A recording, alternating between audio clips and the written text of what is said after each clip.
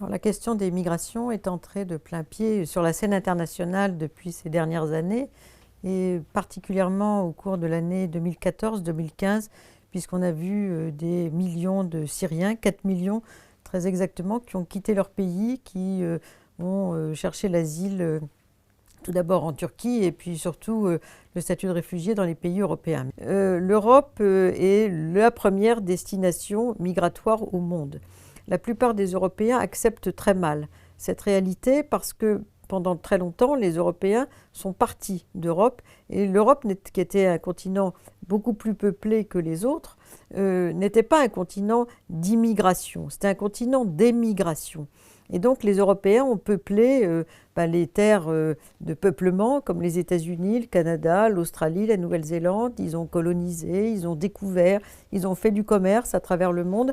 Et donc l'idée que l'Europe soit devenue un continent d'immigration est une chose qui est très très mal acceptée par la plupart des Européens, et on peut le voir à travers les sondages, à travers la montée des partis d'extrême droite dans les pays européens en ce moment.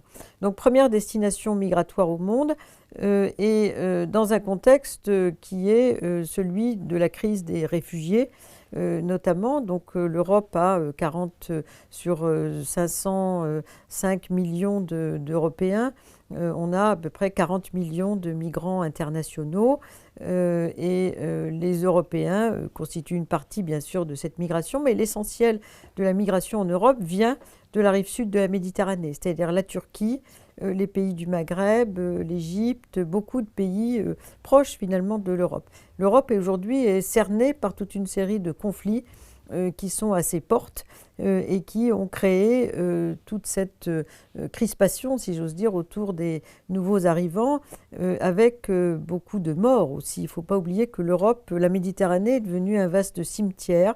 On a eu 30 000 morts en Méditerranée entre 2000 et 2015, 3 000 morts au cours de l'année 2015, et toute une série de situations très difficiles qui est celle des îles de la Méditerranée, notamment l'île de Lampedusa, qui est une petite île plus proche des côtes de la rive sud de la Méditerranée que de la Sicile d'ailleurs, où les gens vivent à la fois du tourisme et l'arrivée des migrants vient contredire, si j'ose dire, la quasi unique ressource de ces anciens pêcheurs à travers leur tentative de faire du tourisme dans cette région. Et puis pareil pour les îles grecques, Lesbos a été envahie par les nouveaux arrivants syriens notamment qui venaient de Turquie, et ce sont des îles comme Samos, comme Kos qui vivent du tourisme. Donc comment vivre du tourisme tout en accueillant des nouveaux arrivants, c'est assez périlleux si j'ose dire pour ces pays comme l'Italie, la Grèce, où sont arrivés l'essentiel des flux récents. Face aux morts en Méditerranée, l'Italie a créé une opération pendant un an qui s'appelait Mare Nostrum entre octobre 2013 et octobre 2014, et elle a sauvé 140 000 personnes en Méditerranée en un an. Et la Grèce elle-même a accueilli, d'après le HCR, son rapport de 2015, l'essentiel des nouveaux arrivants syriens, irakiens, afghans qui passent par la Turquie. Donc c'est un effort considérable pour l'Europe du Sud.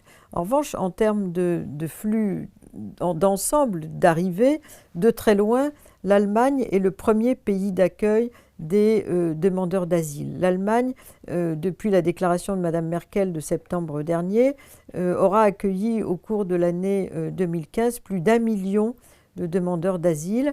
La France, autour de 70 000 demandeurs d'asile, l'Autriche 90 000 par exemple. Donc on est très très loin des chiffres allemands. Mais c'est une tradition que l'Allemagne a depuis longtemps. Depuis, en gros, la fin de la Deuxième Guerre mondiale, le droit d'asile est inscrit dans la loi fondamentale de 1949. Après la chute du mur de Berlin, l'Allemagne avait accueilli près de 500 000 demandeurs d'asile par an en 90, 91, 92, 93. Où là, elle a modifié son droit d'asile, l'a un peu durci. Et puis à nouveau, elle a rouvert avec ce million de Syriens suite à la déclaration de Mme Merkel, mais aussi suite auparavant aux arrivées nombreuses vers l'Allemagne. Donc l'Allemagne est de très loin le premier pays d'accueil des demandeurs d'asile en Europe, suivi par la France, le Royaume-Uni, la Suède, qui étaient des grands pays d'accueil. Et puis les autres sont surtout des pays de premier accueil, c'est-à-dire l'Italie, la Grèce. Ce contexte fait débat aujourd'hui en Europe, dans le contexte du chômage, dans le contexte de la montée des crispations autour des questions migratoires, même si la plupart de ces demandeurs d'asile sont des gens qui veulent soit repartir chez eux quand les conflits seront terminés, soit s'installer en famille. La plupart des demandeurs d'asile sont aujourd'hui des classes moyennes qui viennent surtout de Syrie.